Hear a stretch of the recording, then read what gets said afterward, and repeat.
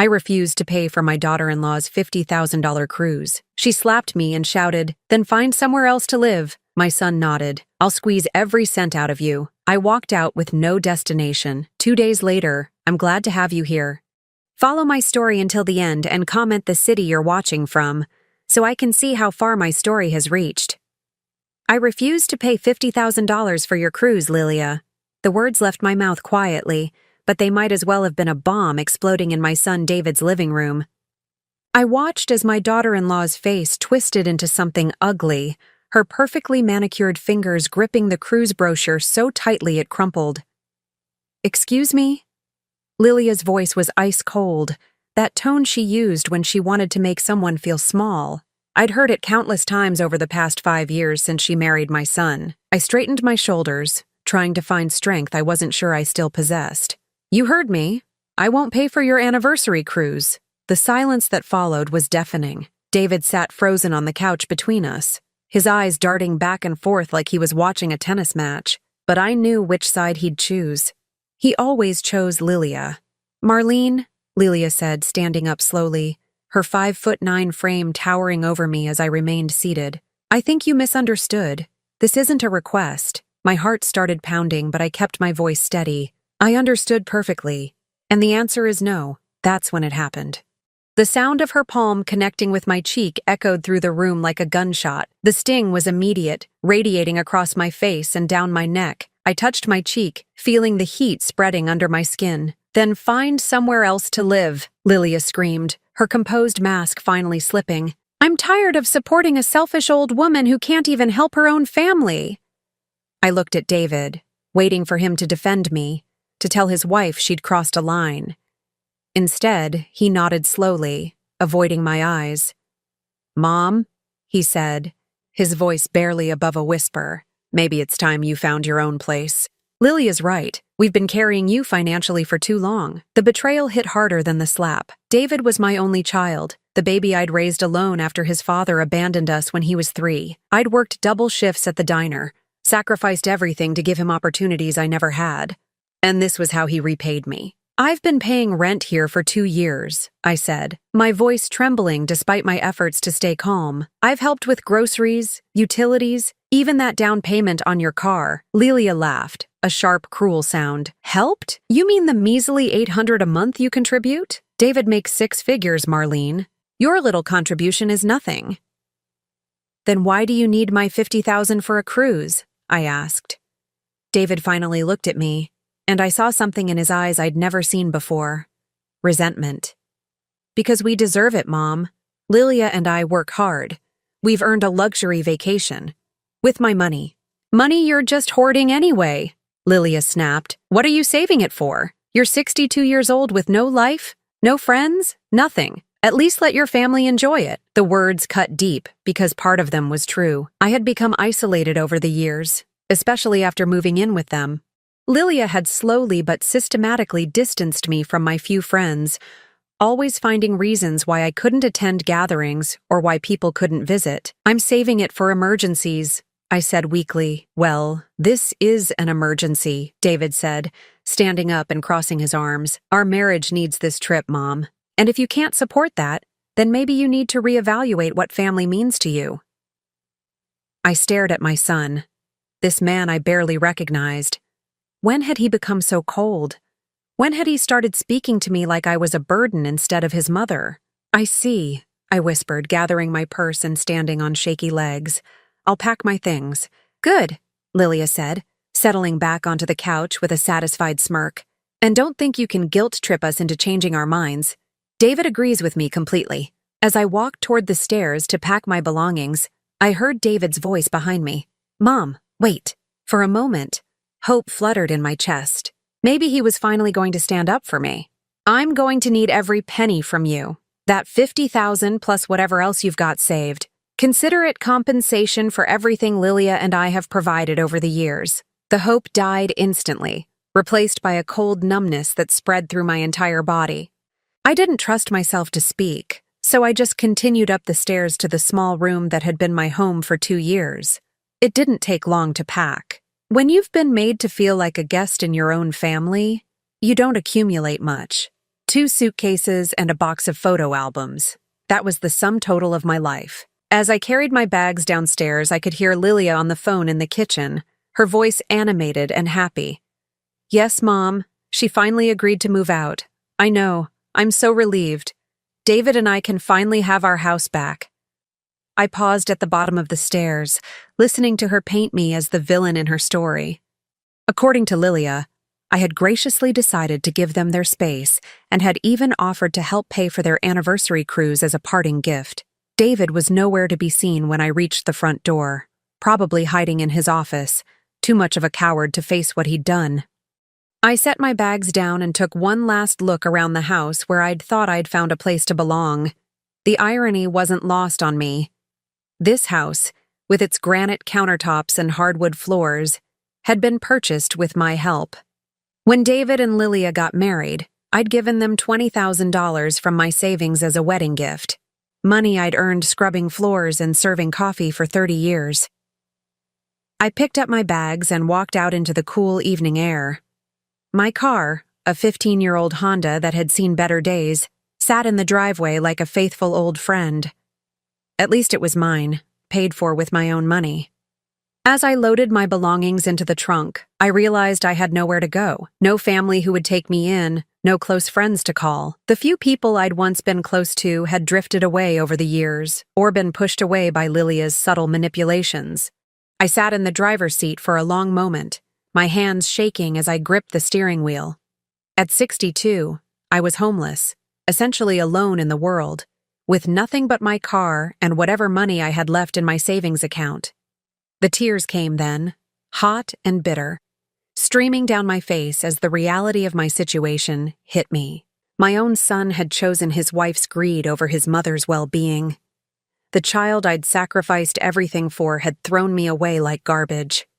I started the car and drove aimlessly through the suburbs, past houses filled with families who probably loved each other, past restaurants where I'd once worked, past a life that suddenly felt like it belonged to someone else. As night fell, I found myself in a 24-hour diner parking lot, staring at my reflection in the rearview mirror. My left cheek was still red from Lilia's slap, and my eyes were swollen from crying. I looked exactly like what I was, a discarded old woman with nowhere to go. But somewhere deep inside, beneath the hurt and humiliation, something else was stirring. It felt foreign at first, this tiny spark of something that might have been anger. Or maybe it was just the beginning of understanding that I deserved better than this. I pulled out my phone and checked my bank balance. $87,000. Not a fortune, but more than Lilia thought I had. Money I'd saved penny by penny, working jobs that destroyed my back and aged my hands, always thinking I was building something for my family's future. Now I realized the truth. I hadn't been building anything for them. I'd been building a prison for myself, one made of guilt and obligation, and the desperate need to be loved by people who saw me as nothing more than a source of money. The question was, what was I going to do about it? I spent 3 days living in my car, moving from parking lot to parking lot, trying to figure out what to do next. The nights were the worst, curled up in the back seat, listening to every sound, jumping at every shadow. During the day, I'd drive around aimlessly, sometimes stopping at diners for coffee and a cheap meal, trying to make my money last. On the 4th morning, I found myself at the harbor. I wasn't sure what had drawn me there. Maybe the sound of seagulls crying overhead, or the way the morning light danced on the water. It reminded me of better times, when I was young, and the world still seemed full of possibilities. I parked near the marina and walked along the wooden planks, breathing in the salt air. Massive cruise ships towered above smaller boats, their white hulls gleaming in the sunlight. I'd never been on a cruise, could never afford such luxury, but I'd always imagined what it would be like to just sail away from all your problems. That's when I saw him. He was standing on the deck of one of the largest ships, wearing a crisp white captain's uniform, his silver hair catching the morning breeze. Even after 40 years, I'd have recognized that profile anywhere. The strong jaw, the way he held his shoulders, the careful way he moved. James Morrison. My heart stopped beating for a moment, then started again so hard I could feel it in my throat. James Morrison, my first love, The man I'd thought I'd marry before life got complicated and pulled us in different directions. I hadn't seen him since 1983, when we were both 22 and thought we had all the time in the world. I stood frozen on the dock, debating whether to run before he noticed me. I probably looked terrible. I'd been living in my car for 3 days after all. My hair was pulled back in a messy ponytail, and I was wearing the same jeans and sweater I'd put on when I left David's house. But before I could decide, he looked up and our eyes met across the water. The recognition was instant. His face broke into a smile, that same smile that had made my teenage heart race, and he raised his hand in a wave. Then he was moving, walking quickly along the ship's deck toward the gangway. Marlene? Marlene Patterson? Hearing my maiden name after so many years brought tears to my eyes. It's Marlene Cooper now, I called back, though even as I said it, I wondered if that was still true. Was I still a Cooper if my son had disowned me? James was jogging down the gangway now, and I could see the years had been kind to him. He was still tall and lean, though his hair had gone completely silver, and there were lines around his eyes that spoke of years spent squinting into ocean sunlight. My God, he said when he reached me, stopping just a few feet away. Marlene, after all these years. Hello, James. I felt suddenly shy, like I was 22 again, and seeing him for the first time at that summer job we'd both worked at the marine supply company. You look, he paused, his eyes taking in my appearance with concern rather than judgment. You look like you could use a cup of coffee and a good meal. I laughed, though it came out shaky. That obvious? I've spent 40 years at sea, sweetheart. I can read the weather in a person's face just like I can read storm clouds on the horizon. He gestured toward his ship. Come aboard. Let's catch up properly. I hesitated. I don't want to impose. You're probably busy and I'm not exactly dressed for a tour of a cruise ship. Marlene, he said gently. I'm the captain. I can invite whoever I want aboard my ship. And right now, I want to invite an old friend who looks like she could use someone to talk to. The kindness in his voice nearly broke me. It had been so long since anyone had spoken to me with genuine warmth, without wanting something in return. I followed him up the gangway, marveling at the size of the ship. You're really a captain, I said. You always said you would be, but I never imagined. The Sea Star, he said proudly. 1,500 passengers, crew of 600. She's been my home for the past 10 years. He led me through corridors that looked like they belonged in a luxury hotel. Marble floors, crystal chandeliers, artwork on the walls. We passed elegant dining rooms and lounges, a theater, even what looked like a small shopping mall. This is incredible, I breathed. Wait until you see my quarters, he said with a grin. Captain's privilege, best view on the ship. His cabin was indeed magnificent, with floor-to-ceiling windows that looked out over the harbor. The space was larger than most apartments, with a sitting area, a dining table, and what I assumed was a bedroom through an open doorway. Coffee? He asked, moving to what appeared to be a fully equipped kitchenette. Please. I settled into one of the comfortable chairs, trying to process the surreal turn my life had taken. 4 days ago, I'd been living with my son, feeling trapped and unappreciated. Now I was sitting in a ship captain's quarters, reuniting with the love of my youth. James handed me a steaming mug and sat across from me. So, he said, his blue eyes studying my face, what's brought you to my harbor looking like you've been through a storm? I took a sip of coffee. It was excellent, of course, and tried to figure out where to begin. It's a long story. I've got time. We don't sail until tomorrow evening. So I told him everything. About Richard leaving when David was small, about working multiple jobs to support us, about David's marriage to Lilia, about moving in with them and slowly losing myself in their house. I told him about the cruise demand, the slap, David's betrayal, the 3 nights in my car. James listened without interrupting, his expression growing darker as the story progressed. When I finished, he set down his coffee cup and leaned forward. Let me get this straight, he said, his voice carefully controlled. Your son and his wife demanded $50,000 from you, and when you refused, they threw you out of the house? It sounds worse when you say it like that. It sounds exactly as bad as it is, Marlene. That's elder abuse. The words hit me like a physical blow. It's not, I mean, they financially exploited you and then made you homeless when you stopped complying. That's textbook elder abuse. James stood up and began pacing. How much money have you given them over the years? I thought about it. The $20,000 for their wedding. Help with the house down payment. That was another $15,000. Monthly rent, utilities, groceries, probably $60,000 over the past 2 years. Nearly $100,000, James said quietly. Jesus, Marlene, I wanted to help. David is my son. And you're his mother. That works both ways. James stopped pacing and looked at me. What are you going to do now? I don't know. Find a cheap apartment somewhere, I guess. Maybe get a job, though, at my age. I shrugged helplessly.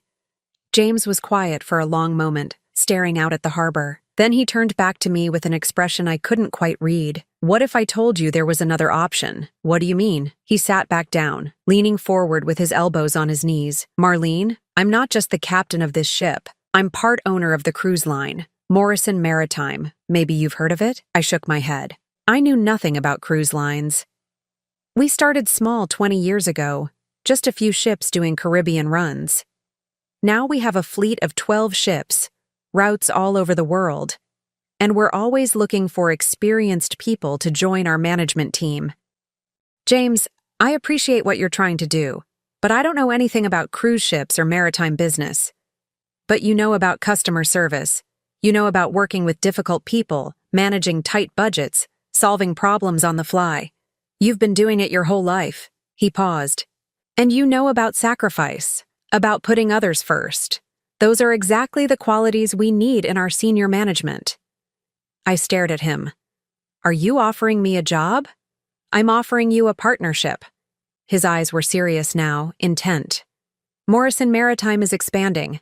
We need someone to oversee guest services across our entire fleet. Someone who understands what it means to make people feel welcome, valued, appreciated. Someone who knows what it's like when the people who should care about you don't. The offer was so unexpected, so generous that I couldn't process it at first. James, I can't. I mean, what do I know about running a business? More than you think. And you'd have the best teacher in the business, he smiled. Me. I felt something stirring in my chest, a feeling I hadn't experienced in years. Hope, maybe, or possibility. Why? I asked. Why would you do this for me? James was quiet for a moment, his eyes distant. Do you remember the last time we saw each other? The night before you left for Chicago? I remembered. I'd gotten the scholarship to business school, a chance to make something of myself. James had been offered his first position as a junior officer on a cargo ship. We'd both known we were being pulled in different directions, but we'd been too young to fight for what we had. I should have asked you to marry me that night, he said softly. I should have found a way to make it work. Instead, I let you go, and it's been one of my biggest regrets. My breath caught. James, I'm not saying this to pressure you or because I expect anything romantic to happen. I'm saying it because I never stopped caring about you, Marlene. And if I can give you a chance to start over, to build something meaningful after what they did to you, then maybe I can make up for some of that lost time. I set down my coffee cup with trembling hands. Outside the windows, the harbor bustled with activity. People going about their lives, pursuing their dreams, building their futures.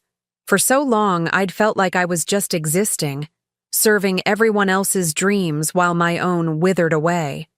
I don't know anything about business partnerships, I said slowly. Then it's a good thing you'll have an excellent teacher. James smiled. What do you say, Marlene? Ready to sail away from all this and start a new adventure? I looked around his elegant cabin, thought about my car in the parking lot with everything I owned crammed into 2 suitcases. Then I thought about David and Lilia, probably already booking their cruise, spending money they'd expected to extort from me. Maybe it was time to stop being the victim in my own story. Yes, I said, surprising myself with how certain I sounded. Yes, I think I am. The next 6 weeks passed like a whirlwind. James wasn't kidding when he said I'd have the best teacher in the business. Every morning I'd arrive at the Morrison Maritime offices, a gleaming building overlooking the harbor, and dive into learning everything about the cruise industry. It was overwhelming at first. Guest services protocols, safety regulations, staff management, vendor relationships, food and beverage operations. My head spun with information. But gradually, pieces started falling into place. The customer service skills I'd developed over 30 years of waitressing translated perfectly to hospitality management.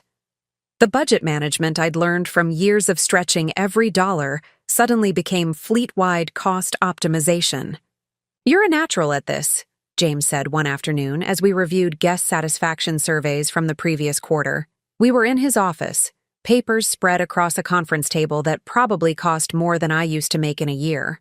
"I'm just applying common sense," I replied, though I felt a flush of pride at his words.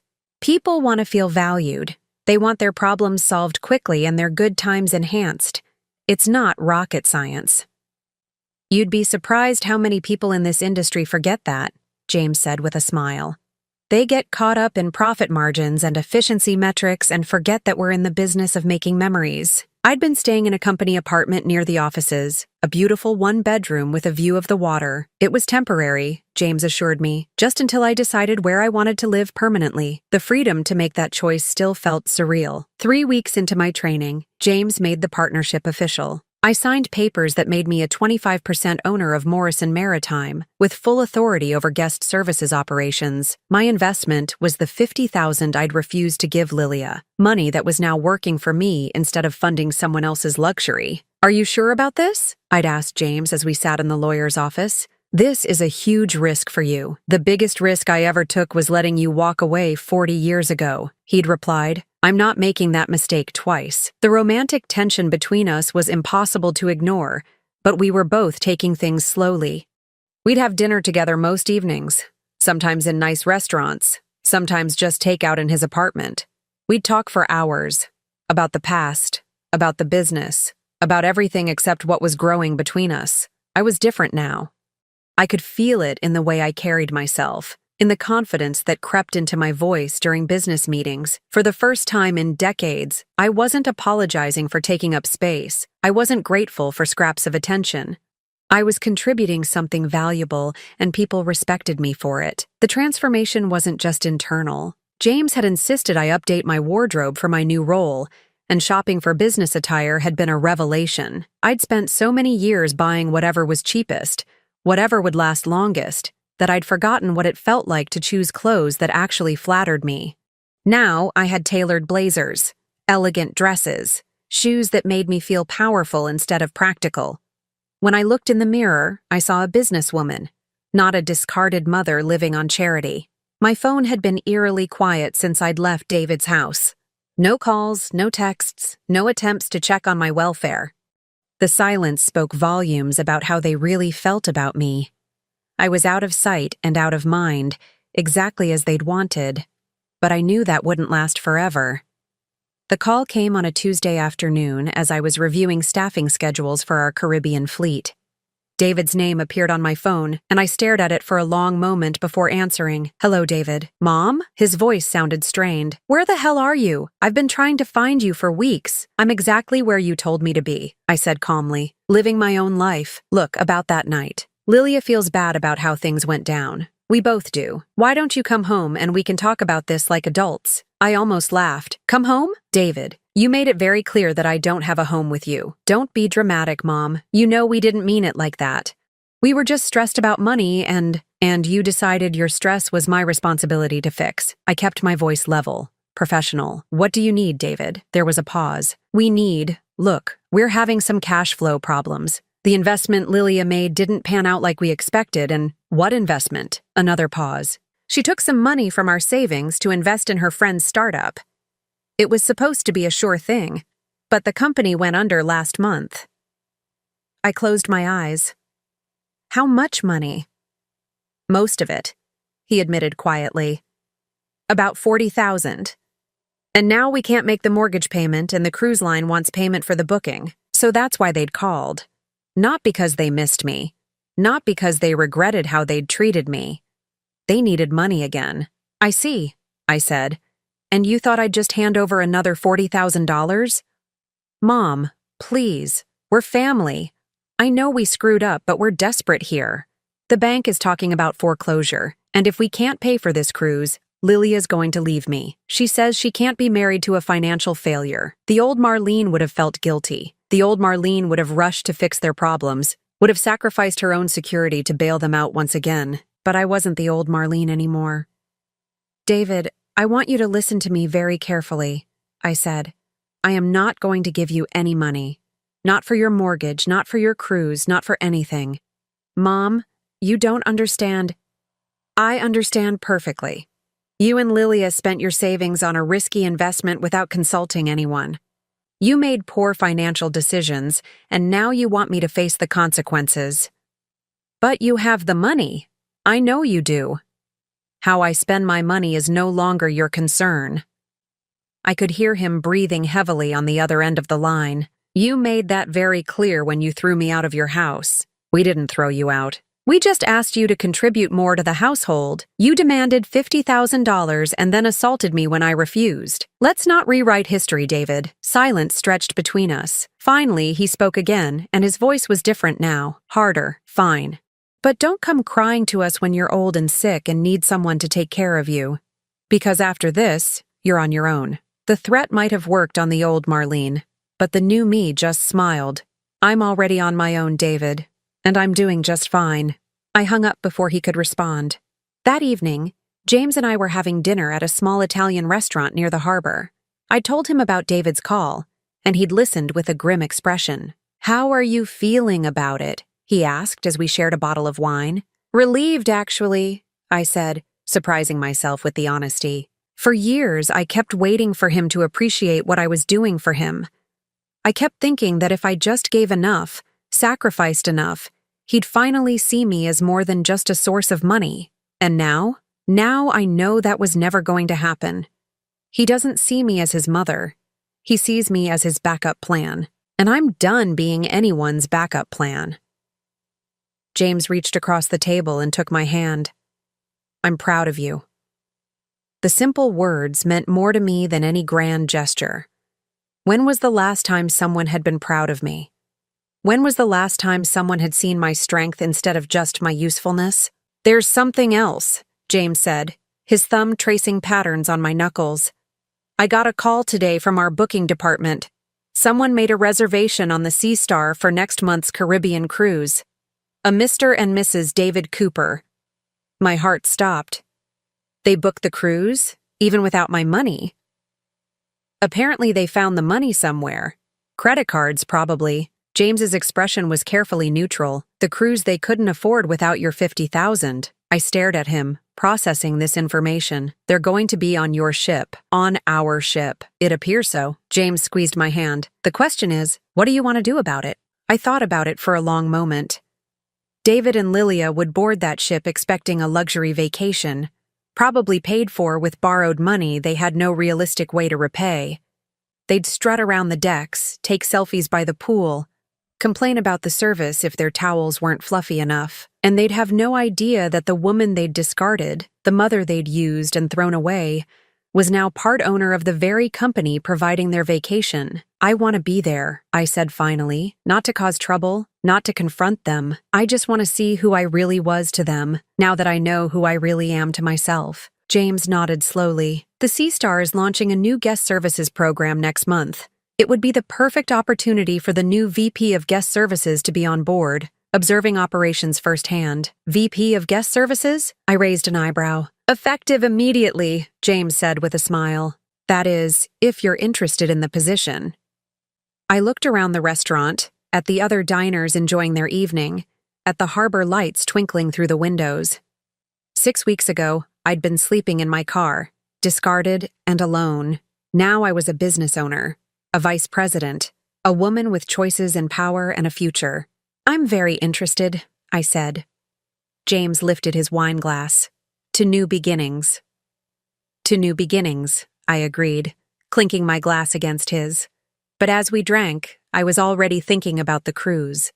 About David and Lilia stepping onto our ship, still believing I was the weak, desperate woman they'd pushed around. They had no idea what they were walking into, and I intended to keep it that way, at least for a while. The anticipation was already building, a mixture of nervousness and excitement that I hadn't felt in years. For the first time in my life, I wasn't going to be the victim of someone else's story. I was going to be the author of my own. The morning of embarkation, I stood on the bridge of the Sea Star watching passengers stream up the gangways. The organized chaos of cruise ship boarding was something I'd learned to appreciate over the past month. 1,500 people, all excited for their vacation, all expecting everything to go perfectly. I'd been living aboard the ship for 2 weeks now, learning every detail of operations from the inside. My cabin was on the same deck as James's, connected by a private corridor that we hadn't discussed, but both appreciated. Our relationship had deepened naturally during these weeks at sea, like we were picking up a conversation that had been interrupted 40 years ago. "There," James said, pointing to a couple making their way up gangway B. "Your son and daughter-in-law." My stomach clenched as I spotted David and Lilia. Even from this distance, I could see Lilia's designer luggage, her carefully styled hair, the way she gestured imperiously at the porters handling their bags. David walked behind her, looking older than his 37 years, shoulders slumped with what I now recognized as the posture of a man constantly trying to please someone who couldn't be pleased. "They look exactly like I expected," James murmured. I'd shown him photos from my phone, the few family pictures I still had. He'd studied them with the intensity of a military strategist, which wasn't far from the truth. We'd planned this day carefully.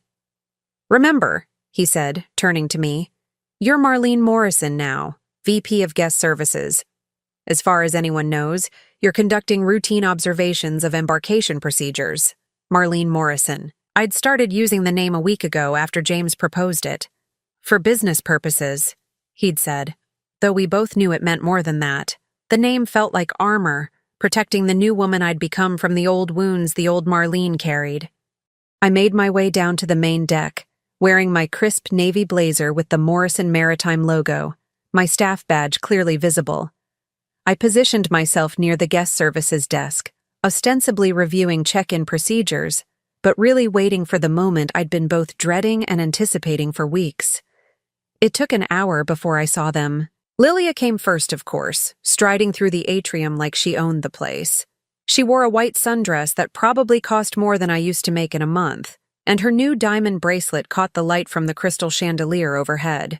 David followed, looking around with the wide-eyed expression of someone who'd never been on a cruise ship before. Despite everything, I felt a pang of maternal affection. He'd always had that same expression as a child when we'd go somewhere special, the zoo, the county fair, anywhere his father had never taken him. They approached the guest services desk with a complaint already forming on Lilia's lips. "Excuse me," she said to Maria, our head guest services representative, "but there seems to be some mistake with our cabin assignment. We booked a balcony suite, but we're being placed in some tiny interior room." Maria checked her computer with the practiced patience of someone who dealt with entitled passengers all day. "I show you in cabin 4127, which is indeed an interior cabin. That matches your booking confirmation." "That's impossible," Lilia snapped. "I specifically requested a balcony suite. I understand your frustration, ma'am. Let me see what upgrades might be available." Maria's fingers flew over her keyboard. "I do have some balcony cabins available, but there would be an upgrade fee of $800 per night. For a 7-night cruise, that would be $5,600, David interrupted, his voice tight. "We can't afford that." Lilia whipped around to glare at him. "Don't embarrass me, David. We'll take the upgrade." "Lilia, we've already maxed out the credit cards just to pay for this trip. We can't." "Then figure it out," she hissed, low enough that she thought only he could hear, but I was standing close enough to catch every word. "I am not spending my anniversary cruise in some closet without a window."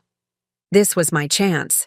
I stepped forward, my professional smile in place.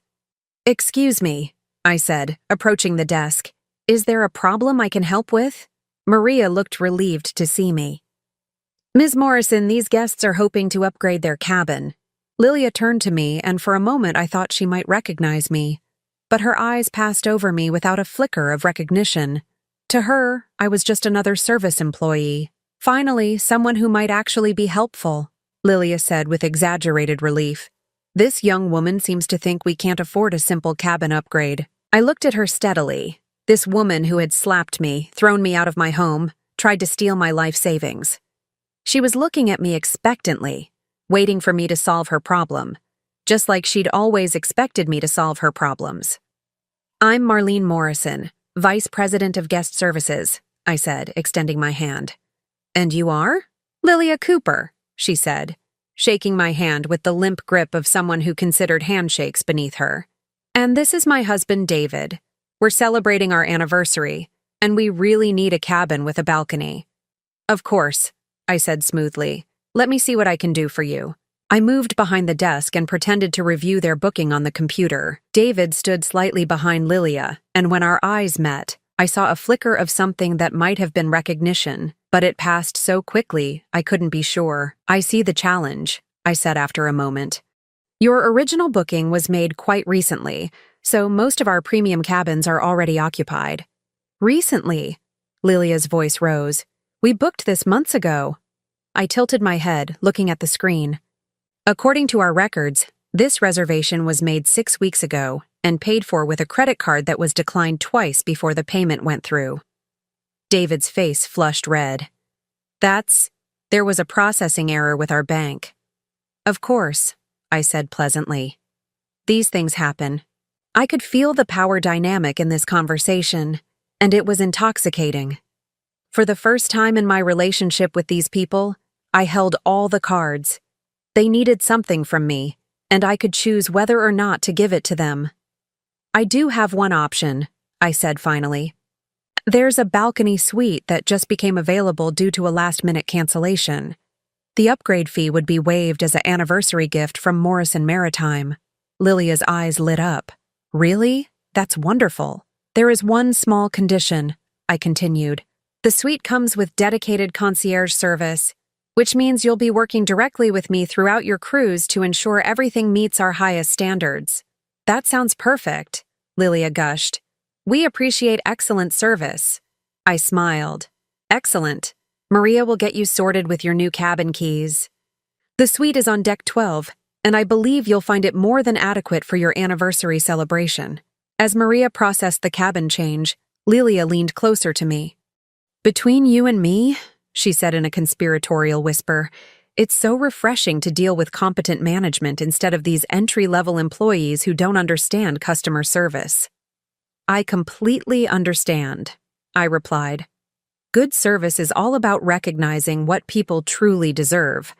20 minutes later, I watched them walk toward the elevators, Lilia practically floating with satisfaction at having gotten her way. David looked back once, and again I caught that flicker of something in his expression, but he said nothing, just followed his wife like he'd been doing for years. I made my way back to the bridge, where James was waiting with a knowing smile. "How did it go?" he asked. "They have no idea who I am," I said, though I felt a complex mix of emotions: relief, satisfaction, but also a deep sadness that my own son hadn't recognized his mother. "Are you okay?" I thought about it. "I think so. It's strange, seeing them like this. They're exactly who I always knew they were, but somehow it feels different when you're not depending on them for anything." James nodded. "Power changes perspective." "They're in the Sunrise Suite now," I said. "The one with the cameras. We'd chosen that suite specifically. As part of our guest services training program, several cabins were equipped with discrete cameras to monitor housekeeping standards and guest satisfaction. Everything was completely legal and disclosed in the fine print of the cruise agreement, though most guests never bothered to read it. "And they have dedicated concierge service," I added. "With you as their concierge." "With me as their concierge." I looked out at the harbor, where the last few passengers were boarding. They're going to get exactly the level of service they deserve. The ship's horn sounded, signaling our departure. I watched the dock crew prepare to cast off the lines that kept us tethered to shore. Soon we'd be at sea, a floating city with 1,500 passengers and 600 crew members, all under James's command. And somewhere below us, in their upgraded suite, David and Lilia were probably already ordering room service and planning their evening entertainment, blissfully unaware that the woman they'd discarded was now in control of every aspect of their vacation experience. The old Marlene would have felt guilty about the deception. The old Marlene would have revealed herself immediately, would have tried to reconcile, would have bent over backwards to make them happy. But I wasn't the old Marlene anymore. I was Marlene Morrison, VP of Guest Services, part owner of this ship and this company, partner to a man who valued me for who I was rather than what I could provide. Tomorrow night was the Welcome Aboard show, where James traditionally introduced key staff members to the passengers. It was a chance for everyone to meet the people who would be taking care of them during their cruise. I was very much looking forward to that introduction. "Penny for your thoughts," James said, moving to stand beside me at the bridge windows. "I'm thinking about tomorrow night," I said, "about the moment when they realize who I really am. And how does that make you feel?"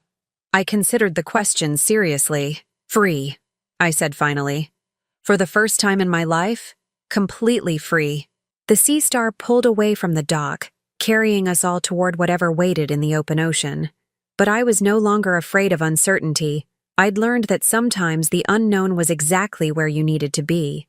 Behind us, the harbor grew smaller and smaller until it was just a memory on the horizon. Ahead of us lay 7 days at sea, 7 days where David and Lilia would slowly discover that their actions had consequences they'd never imagined. I wasn't planning revenge. I was simply planning to let them experience the same reality I'd been living in for years. A world where you had to earn respect rather than demand it. Where your worth was measured by your character rather than your connections. It was going to be an interesting cruise. The first 3 days of the cruise passed like a carefully choreographed dance. As their dedicated concierge, I shadowed David and Lilia's every move while maintaining my professional distance. They treated me exactly as I'd expected, as hired help who existed solely to fulfill their demands. "Marlene," Lilia would say, snapping her fingers when she wanted my attention. "The towels in our bathroom aren't fluffy enough. Fix it." "Of course, Mrs. Cooper," I'd reply with perfect politeness. "I'll have housekeeping address that immediately." David barely acknowledged my presence, which shouldn't have surprised me but still stung. This was the child I'd raised alone, the boy I'd worked 3 jobs to support, and he looked through me like I was invisible. Through the discreet monitoring system, James and I observed their private moments. The fights were constant and brutal. Lilia berated David for everything. His clothes, his conversation, his inability to provide the lifestyle she felt she deserved. "I can't believe I married such a loser," she said on the second night, her voice sharp with contempt as they dressed for dinner. "Your mother was right about one thing. You're a disappointment." David flinched at the words. "Lilia, please. We're supposed to be celebrating our anniversary. Celebrating what? 5 years of mediocrity? 5 years of pretending you're something you're not?" She turned away from the mirror where she'd been applying lipstick. "At least when your mother was bankrolling us, we could maintain some dignity." "She'll come around," David said weakly. "She always does." "No, she won't. She's gotten selfish in her old age. Typical." Lilia picked up her purse. "Well, at least this cruise is paid for. After this, we're going to have to make some serious changes." I watched this exchange from the security office, James beside me. He squeezed my shoulder gently. "Still think you made the wrong choice?" he asked. I shook my head. The woman on that screen wasn't someone I'd ever truly known. I'd seen glimpses of her cruelty, but I'd always made excuses, always blamed stress or circumstances. Now I was seeing her true nature, and it was uglier than I'd imagined. The third day brought the incident that would change everything. I was in the dining room, observing lunch service, when I heard raised voices from across the room. Lilia was standing at her table, gesticulating angrily at one of our waitstaff, a young woman named Carmen who was working her first cruise contract. "This is completely unacceptable." Lilia's voice carried across the dining room, causing other passengers to turn and stare. "I ordered my salad with dressing on the side, and you brought it pre-dressed. Do you not understand English?" Carmen, whose English was actually excellent, but carried a slight accent from her native Philippines, apologized profusely. "I'm so sorry, ma'am. I can get you a new salad right away." "No, that's not good enough," Lilia snapped. "I want to speak to your manager. This kind of incompetence is exactly why people like you shouldn't be working in hospitality. People like you." The phrase hit me like a physical blow. I'd heard that tone before, directed at me countless times, but hearing it aimed at Carmen, a hard-working young woman sending money home to support her family, filled me with rage. David sat silently at the table, avoiding eye contact with anyone, including his wife. He was embarrassed by her behavior, but too weak to stop it. I walked over to their table, my professional smile firmly in place despite the fury burning in my chest. "Is there a problem here?" I asked pleasantly. Lilia whirled around, relief flooding her face when she saw me. "Marlene, thank God. This waitress completely messed up my order and then had the audacity to argue with me about it." I looked at Carmen, who was close to tears, then back at Lilia. "I'm sure it was just a simple misunderstanding. These things happen." "No, they don't happen when staff are properly trained," Lilia shot back. "I want her fired." The dining room had gone quiet around us. Other passengers were watching the scene unfold, some with disapproval at Lilia's behavior, others with the uncomfortable fascination people have for public humiliation. "Mrs. Cooper," I said, my voice still perfectly professional, "I understand you're upset. Why don't we step outside and discuss this privately? No, I want this resolved right here, right now. This girl doesn't deserve to work on this ship." Carmen looked at me with pleading eyes. I knew her story. She was 23, supporting her parents and 2 younger siblings back home. This job was everything to her. "Actually," I said, my voice taking on a slight edge, "Carmen is one of our finest staff members. She's been recognized for excellence in guest service multiple times." Lilia's eyes narrowed. "Are you contradicting me? I'm providing accurate information about our staff." I smiled, but there was steel in it now. "Perhaps the confusion arose from a miscommunication about your order." "There was no miscommunication. She's incompetent, and you're clearly too inexperienced to recognize poor service when you see it." The insult hung in the air between us. Around the dining room, I could see other passengers shifting uncomfortably. This was the moment I'd been building toward for 3 days, the moment when Lilia's true nature would be on full display for everyone to see. "I assure you, Mrs. Cooper, I have extensive experience in guest services," I said quietly. "More than you might realize." Something in my tone must have penetrated her self-righteous fury because she paused, studying my face more carefully than she had since boarding. "Don't I know you from somewhere?" she asked slowly. David looked up for the first time since the argument began. His eyes met mine, and I saw recognition dawn in them like a sunrise. His face went white. "Mom?" he whispered. The word dropped into the silent dining room like a stone into still water. Lilia spun around to stare at David, then back at me, her mouth opening and closing without sound. "Hello, David," I said calmly. "Hello, Lilia." Lilia's face cycled through a dozen emotions: shock, confusion, anger, and finally, humiliation, as she realized that everyone in the dining room had heard David call me Mom. "You," she started, then stopped, her brain clearly struggling to process the situation. "You're supposed to be homeless, destitute, begging you to take me back?" I finished for her. I was, for about 4 days. Then I found something better. David was staring at me like I was a ghost. "How are you here? How are you on this ship?" "I work here," I said simply. "Well, actually, I own part of it." The statement hit them like a physical blow. Lilia actually staggered backward, her hand reaching for the back of her chair for support. "That's impossible," she breathed. "Is it?" I looked around the dining room, at the passengers who were now openly staring, at Carmen who was watching with wide eyes. "Ladies and gentlemen, I apologize for the disruption to your meal. Sometimes family dynamics can be complicated." I turned back to Lilia, who was still gaping at me like a fish out of water.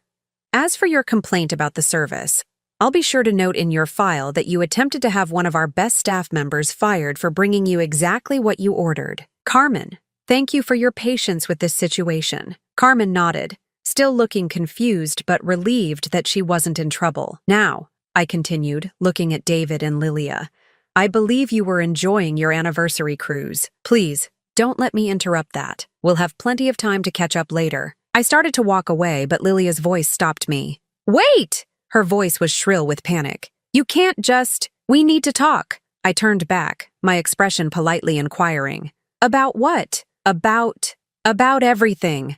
About what happened. About the misunderstanding." There was no misunderstanding, Lilia. You made your feelings about me very clear. I gestured around the elegant dining room. As you can see, I've moved on. David finally found his voice.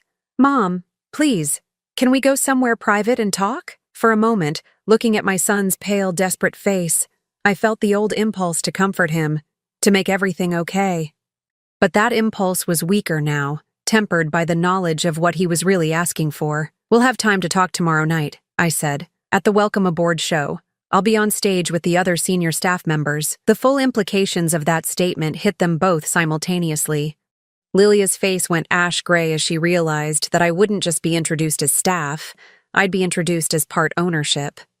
Oh God, David whispered. What have we done? I looked at him for a long moment. This man who had thrown me out of his house, who had chosen his wife's cruelty over his mother's love, who had seen me as nothing more than a source of money. You got exactly what you wanted, I said quietly, a life without me in it. Then I walked away, leaving them sitting in their luxury dining room, surrounded by the whispers of other passengers who had witnessed their public humiliation. As I made my way back to the staff areas, I felt lighter than I had in years. The secret was out. The pretense was over. Tomorrow night, when James introduced me to the entire ship as his business partner and the woman he loved, David and Lilia would understand the full scope of what they had lost. But more importantly, I would finally be free of the last chains that bound me to a family that had never truly valued me. The old Marlene would have felt guilty about their embarrassment. The new Marlene, Marlene Morrison, felt only the sweet satisfaction of justice finally served. Tonight, I would have dinner with James in the captain's quarters, planning our future together. Tomorrow night, I would stand on that stage as an equal partner in a business empire, loved and respected by a man who saw my worth, and David and Lilia would sit in the audience, finally understanding that their actions had consequences they never could have imagined. The theater was packed for the Welcome Aboard show.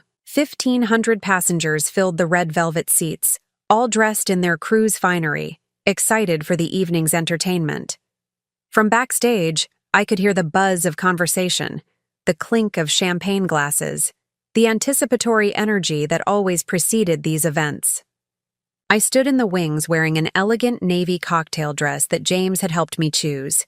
Sophisticated, confident, beautiful. The woman in the mirror looked nothing like the broken, discarded mother who had slept in her car 2 months ago. She looked like someone who belonged on this stage, someone who had earned her place in the world. You ready for this? James asked, adjusting his dress uniform. As captain, he would open the show and introduce the key staff members, including me. More ready than I've ever been for anything, I replied, and meant it. Through a gap in the curtain, I could see David and Lilia in the third row. They'd dressed up for the evening, probably their finest clothes, purchased for this cruise they couldn't afford. David kept checking his phone nervously, while Lilia sat rigid beside him, her face a mask of barely controlled anxiety. They'd tried to contact me 3 times since yesterday's dining room incident. Calls to my cabin, messages left with guest services, even an attempt to corner me near the pool deck. I'd avoided them all, maintaining my professional duties while staying just out of reach.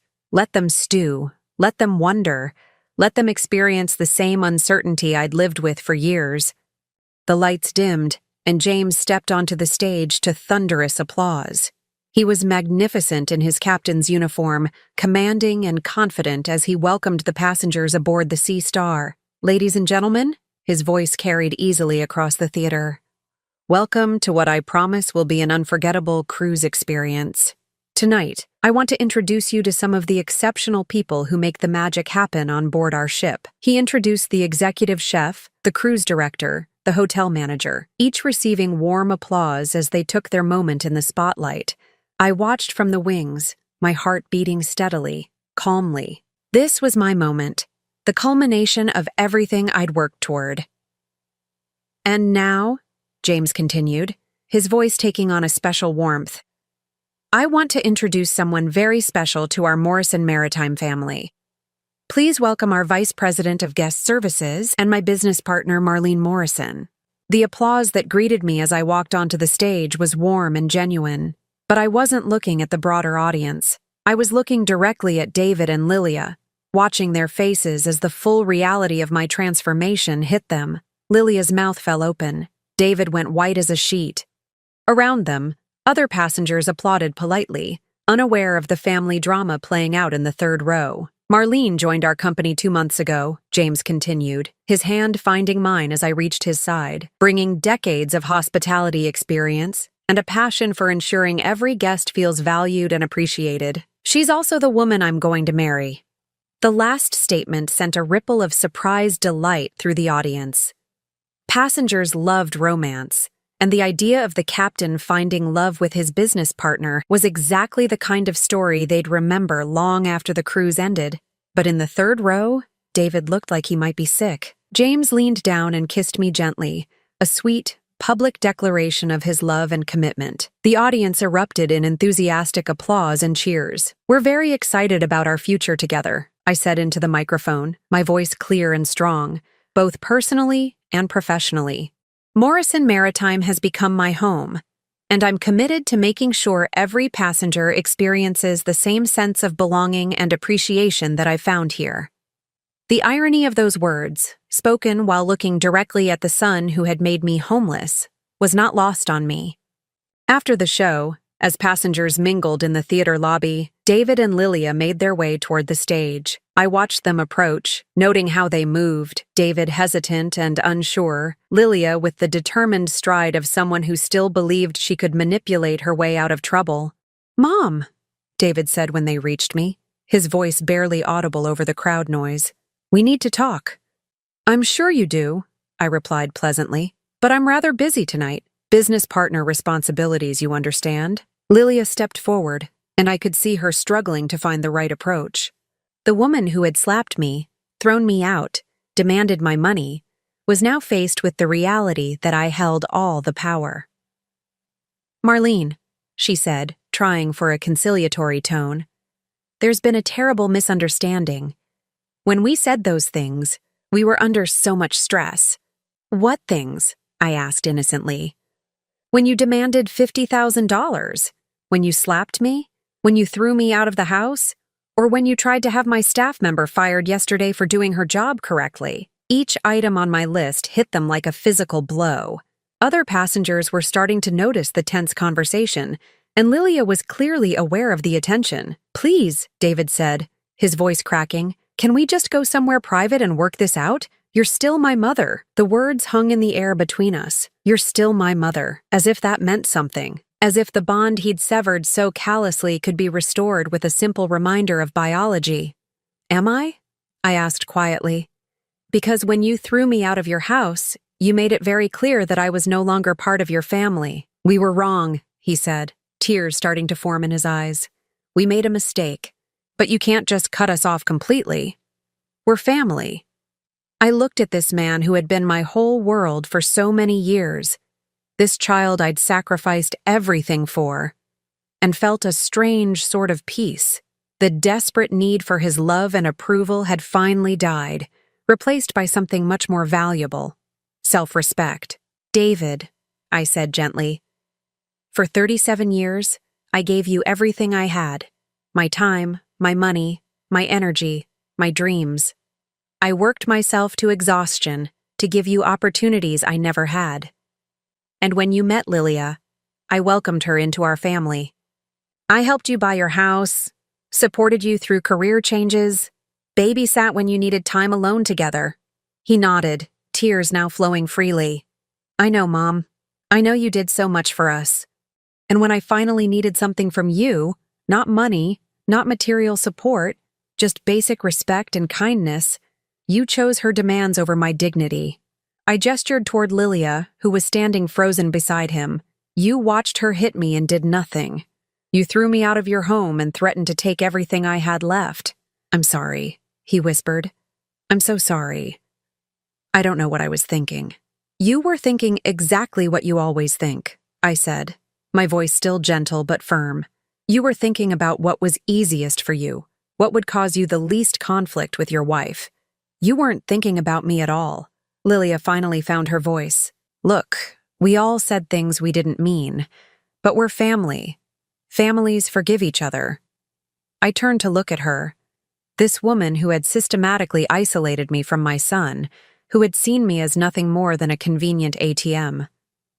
Lilia, I said, you've never considered me family. You've tolerated me when I was useful and discarded me when I wasn't. That's not what family does. But the money, she started. What about it? You have so much, and we're struggling. The house, the debts, we could lose everything. I nodded thoughtfully. You're right, you could lose everything. In fact, you probably will. Bad financial decisions tend to have consequences. The bluntness of my response clearly shocked her. She'd expected me to soften, to offer help, to fall back into my old pattern of rescuing them from their own choices. You'd really let us lose our house? David asked, his voice hollow with disbelief. I'm not letting you do anything, I replied. Your financial situation is the result of your own decisions. Lilia's failed investment, your refusal to live within your means, your assumption that I would always be there to bail you out, none of that is my responsibility anymore. James appeared at my side, having finished his post-show duties. He took in the scene immediately, the tears, the tension, the desperate expressions on David and Lilia's faces. Everything all right here? He asked, his arm sliding protectively around my waist. Just catching up with my son and daughter-in-law, I said. They were just leaving. We weren't, Lilia started, but I cut her off. Yes, you were. This conversation is over. David looked at me one last time, his eyes pleading. Mom, please, I'll do anything. I'll leave Lilia if that's what you want. I'll get on my knees and beg. Just please don't abandon me. The offer to leave Lilia was clearly desperate and hollow. He'd never follow through, and we all knew it. But even if he would, it was too late. The damage was done, the relationship irreparably broken. David, I said, feeling a strange sort of pity for him, I'm not abandoning you. You abandoned me 2 months ago when you threw me out of your house. I'm simply accepting the reality you created. But you're rich now. You have everything you need. Yes, I do. I have a business I'm passionate about, a man who loves and respects me, and a future full of possibilities. I have everything I need, and more importantly, I have people in my life who value me for who I am, not what I can provide. I looked around the theater lobby, at the passengers enjoying their evening, at the staff members who had become my colleagues and friends, at James, whose love had helped me remember my own worth. This is my family now, I said simply. The words hit David like a physical blow. He staggered backward, the full finality of my rejection finally sinking in. You can't mean that, he whispered. I can, and I do. I took James's hand, feeling the warmth and strength of his support. I'm done being your safety net, David. I'm done sacrificing my happiness for yours. I'm done pretending that blood relation means more than basic human decency. Lilia made one last desperate attempt. What about grandchildren? Don't you want to be a grandmother someday? The question was meant to hit me where it hurt most, to remind me of all the future experiences I'd be missing. But instead of pain, I felt only relief. Any children you might have would be raised by you, I said. Given your values and priorities, I think they're better off without my influence. With that, I turned away from them and walked toward the exit, James beside me. Behind us, I could hear Lilia's voice rising in panic, David's pleas becoming more desperate. But I didn't look back. We walked out onto the deck, where the Caribbean night air was warm and sweet. The ship cut through dark water toward our next destination, leaving a wake of phosphorescent foam behind us. How do you feel? James asked, pulling me into his arms. I considered the question seriously. Free, I said finally. For the first time in my adult life, completely free. Any regrets? I thought about David and Lilia, probably back in their cabin now, finally understanding that their actions had permanent consequences. I thought about the grandchildren I might never meet, the family gatherings I'd never attend, the traditional connections I was severing forever. None, I said, and meant it. James kissed me then, soft and sweet under the Caribbean stars. When we broke apart, he was smiling. So what do you want to do with all this freedom? I looked out at the endless ocean stretching to the horizon, full of islands we'd explore together, adventures we'd share, a business we'd build side by side. Everything, I said. I want to do everything. The next morning, David and Lilia disembarked at our first port of call. They didn't complete the cruise, didn't enjoy the vacation they'd bankrupted themselves to afford. Instead, they flew home to face their mounting debts and dying marriage without the safety net they'd taken for granted for so long. I watched their tender boat carry them back to shore from the captain's deck, feeling nothing but a peaceful sense of closure.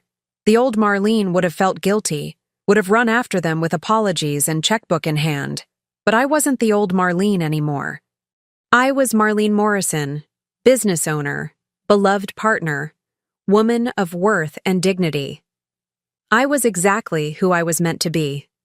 The Sea Star sailed on without them, carrying me toward a future I'd chosen for myself, surrounded by people who valued me for who I was rather than what I could provide. At 62, my real life was finally beginning. Now I'm curious about you who listened to my story. What would you do if you were in my place? Have you ever been through something similar? Comment below, and meanwhile, I'm leaving on the final screen 2 other stories that are channel favorites, and they will definitely surprise you. Thank you for watching until here.